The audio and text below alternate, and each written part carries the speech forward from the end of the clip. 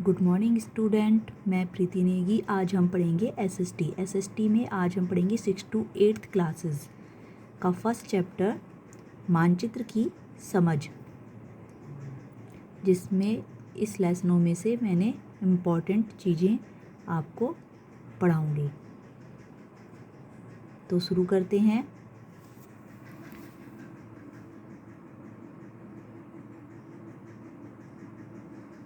मानचित्र यानी नक्शा, किसी भी जगह का हमें कोई चित्र बनाना, वो हमारा मानचित्र कहलाता है। जैसे पृथ्वी की सतह के किसी भाग के स्थानों, नगरों, देशों, पर्वतों, नदी आदि की स्थिति को पैमाने की सहायता से, स्केल की सहायता से कागज पर छोटे रूप में बनाना मानचित्र कहलाता है। मानचित्र दो शब्दों से मिलकर बना है, मान धन चित्र, जिसका अर्थ किसी माप या मूल्य को चित्र द्वारा प्रदर्शित करना है। जिस प्रकार एक सूक्ष्मदर्शी किसी छोटी वस्तु को बड़ा करके दिखाती है, उसी प्रकार मानचित्र जो होता है वो किसी बड़े भूभाग को छोटे रूप में दिखाता है। मानचित्र को नक्शा भी कहा जाता है। मानचित्र के प्रकार, मानचित्र के 3 प्रकार हैं। नंबर 1 भौतिक मानचित्र, नंबर 2 राजनैतिक मानचित्र और नंबर 3 थीमेटिक मानचित्र। तो सबसे पहले हम पढ़ेंगे भौतिक मानचित्र। भौतिक मानचित्र क्या होता है? भौतिक मानचित्र जिस मानचित्र पर पृथ्वी की भौतिक संरचनाओं को दर्शाया जाता है उसे भौतिक मानचित्र कहते हैं। जैसे पहाड़, मैदान, पठार, मरुस्थल, नदियाँ, समुद्र, महासागर आदि। इसे उच्चावचन मानचित्र भी कहा जाता है। भौतिक मानचित्र भी और उच्चावचन मानचित्र भी। नंबर दूसरा है राजनैतिक मानचित्र। अब राजनैतिक मानचित्र के बारे में पढ़ेंगे। राजनैतिक मानचित्र क्या होता है? जिसमें जिस मानचित्र द्वारा शहर, महानगर, गांव, विश्व, राज्य, देश आदि की सीमाओं को दिखाया जाता है, उसे राजनैतिक मानचित्र कहते हैं। नंबर 3 थीमेटिक मानचित्र। थीमेटिक मानचित्र क्या होता है? जिस मानचित्रों द्वारा विशेष जानकारियाँ प्राप्त होती हैं। थीमेटिक मानचित्र जो होते हैं इनसे हमें विशेष जानकारियाँ प्राप्त होती हैं। जैसे सड़क मानचित्र हो गया, रेल मानचित्र, वायु मार्ग मानचित्र, वन एवं उद्योगों से संबंधित मानचित्र, जनसंख्या मानचित्र आदि। इस प्रकार के मानचित्रों को थीमेटिक मानचित्र कहा जाता है।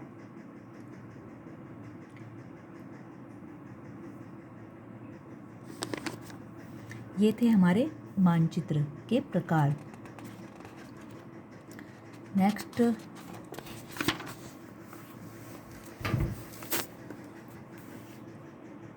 मानचित्र के घटक।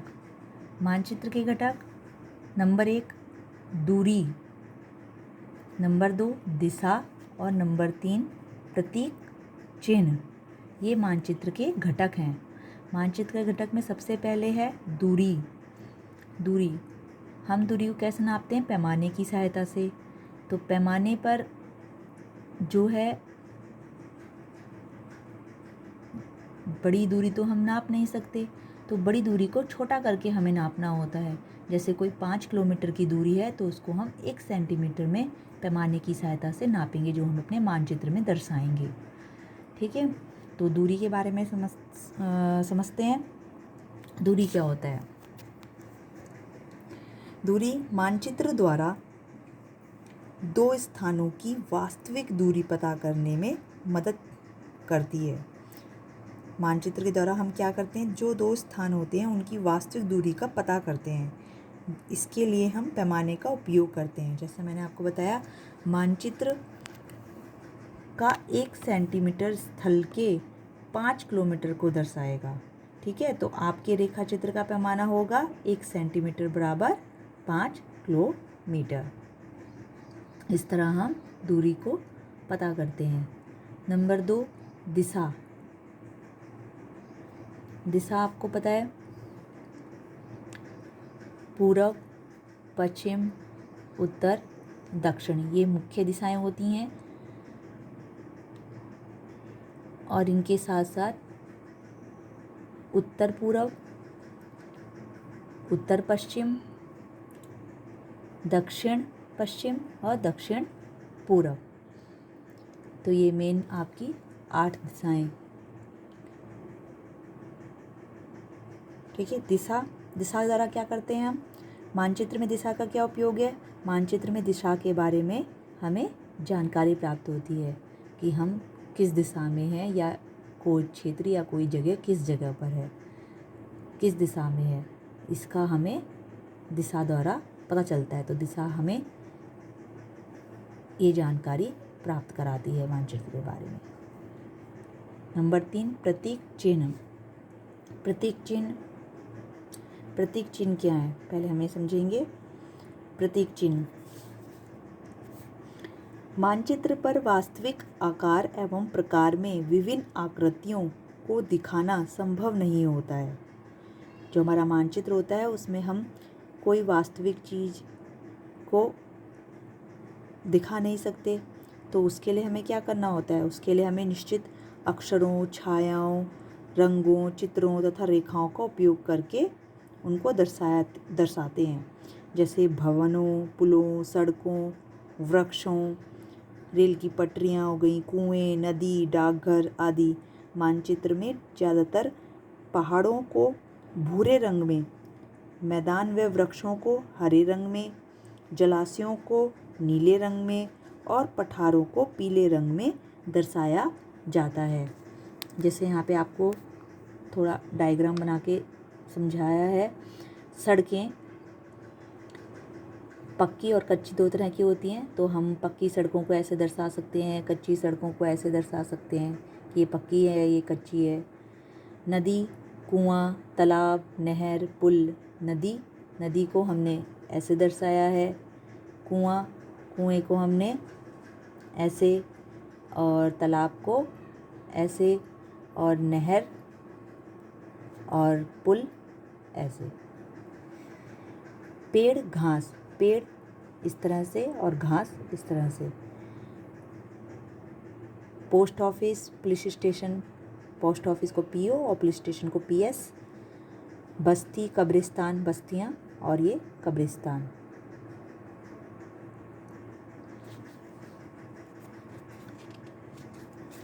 नेक्स्ट, अब हम पढ़ेंगे ग्लोब। ग्लोब क्या है, पृथ्वी का एक लघु प्रतिरूप है। ग्लोब क्या है, पृथ्वी का एक लघु छोटा रूप है। इससे हम पृथ्वी के बारे में जानकारी प्राप्त कर सकते हैं। ठीक है, ग्लोब के द्वारा हम क्या करते हैं, पृथ्वी के बारे में हमें जानकारी प्राप्त होती है, क्योंकि पृथ्वी का ही वो मैप होता है, एक तरीके से मानचित्र। जैसे ग्लोब से हम क्या क्या जानकारियाँ प्राप्त हो सकती हैं, जैसे दिन रात होने की प्रक्रिया ग्लोब के द्वारा हमें पता चलती है। मौसम और जलवायु परिवर्तन, किसी स्थान या देश की सही स्थिति और विश्व के समय की गणना, ये सब हमें ग्लोब के द्वारा जानकारियाँ प्राप्त होती हैं। ठीक है, पृथ्वी के एक छोटे रूप द्वारा, एक छोटे मानचित्र द्वारा।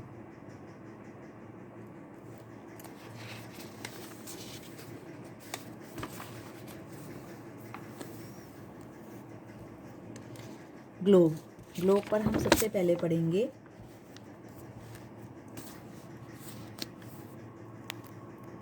ये हमारी पूरी पृथ्वी का स्वरूप।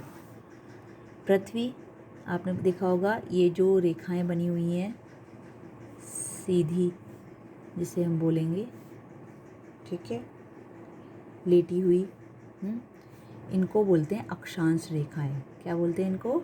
अक्षांश रेखाएं। 0 डिग्री पर अक्षांश रेखाएं, ये जो रेखाएं दिखाई दे रही हैं आपको सीधी, ये अक्षांश रेखाएं हैं। तो अक्षांश रेखाएं क्या होती हैं? पहले हम अक्षांश रेखाएं के बारे में पढ़ते हैं।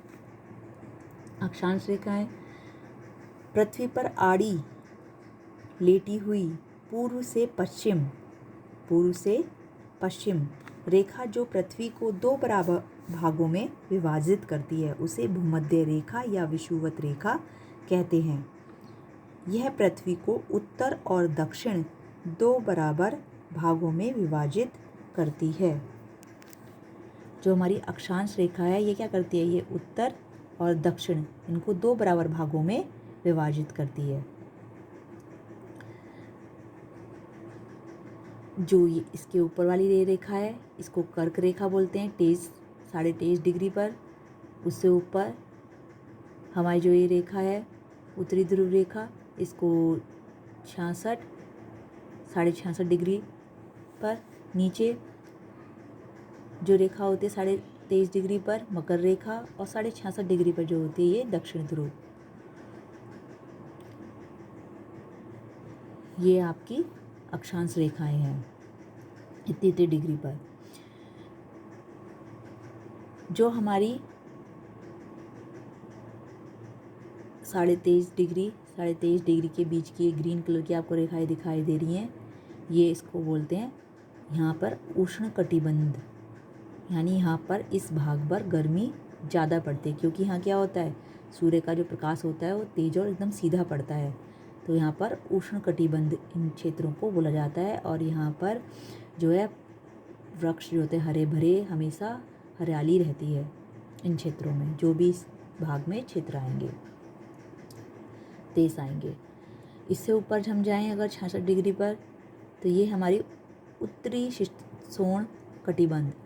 यहाँ पर जो होता है सूर्य का प्रकाश कम तेज प्रकाश होता है, और यहाँ पर शीतोष्ण कटिबंध होता है। उत्तरी शीतोष्ण कटिबंध और नीचे दक्षिणी शीतोष्ण कटिबंध।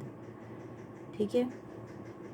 इससे ऊपर अगर हम जाते हैं 90 डिग्री तक, उत्तरी शीत कटिबंध। यहाँ पर क्या होता है, यहाँ पर शीत मतलब बहुत ज़्यादा ठंड रहती है। ऐसे दक्षिणी में भी यहाँ पर बहुत ज़्यादा ठंड रहती है, बर्फ़ पड़ती है। यहाँ पे सूर्य का प्रकाश कम रहता है और तिरछा पड़ता है। ठीक है, ये हमारा 90 डिग्री पर आएगा, 66 डिग्री से 66.5 डिग्री से 90 डिग्री पर। तो यहाँ पर ठंड ज़्यादा रहती है, बर्फ़ पड़ती रहती है। 0 डिग्री अक्षांश रेखा को हम विषुवत रेखा भी कहते हैं। ये इम्पॉर्टेंट बातें हैं जो मैंने आपको बताई। नेक्स्ट, देशांतर रेखाएं। ये जो आप देख रहे हो, इसमें आपकी जो रेखाएं हैं ये हैं देशांतर रेखाएं। लंबी रेखाएं जो होती हैं ये देशांतर रेखाएं कहलाती हैं।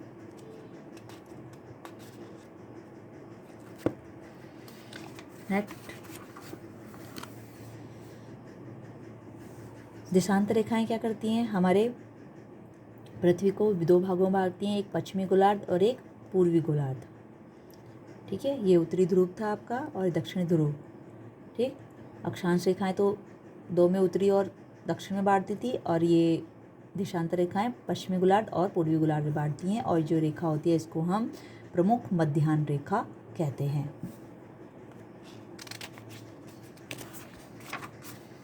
ये नेक्स्ट, पृथ्वी के ध्रुवों पर 360 डिग्री होते हैं। जो पृथ्वी ध्रुव होते हैं कितने होते हैं? 360 डिग्री होते हैं। यानी अगर हम यहाँ से शुरू करते हैं, ये पूरे 180 और इधर से भी ऐसी 180, तो हमारे कितने ध्रुव हो गए? 360 होते हैं। तो 180 डिग्री प्लस 180 डिग्री बराबर 360 डिग्री। तो हमारे पृथ्वी पर ध्रुव कितने होते हैं? 360 डिग्री। और हमारा भारत का जो टाइम होता है वो हमेशा मानक समय जिसे बोला जाता है वो हमेशा 5.5 घंटे आगे होता है। अगर इंग्लैंड में टाइम ले लीजिए, 4 बज रहे होंगे, तो हमारा यहाँ का भारत का मानक समय कितना होगा? अगर रात के 4 बज रहे हो तो यहाँ पे भारत में कितने समय बज रहे होंगे? 5.5 घंटे प्लस कर लीजिए। जैसे वहाँ 4 बज रहे हो तो 5, 6, 7, 8, 9, 9:30। ठीक, 5.5 घंटे आगे। तो इस तरह हम गणना कर सकते हैं, जिससे हमें ग्लोब के द्वारा हमें पता चलता है समय की गणना। पृथ्वी में दिन रात कैसे होते हैं? जब पृथ्वी घूमती है, जहाँ जहाँ छाया पड़ती है वहाँ अंधेरा, जहाँ जहाँ प्रकाश रहता है सूर्य का वहाँ पर उजाला होता है, दिन होता है। और पृथ्वी जो होती है हमेशा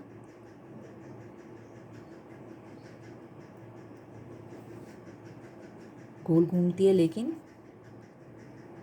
पश्चिम से पूरब की ओर घूमती है। ये हमें ध्यान रखना है। ये इधर पूरब, पश्चिम, पश्चिम से पूरब की ओर ये पृथ्वी की घूमने की गति होती है। इस चैप्टर में इतना ही था। धन्यवाद। आपको समझ में आया होगा। Thank you.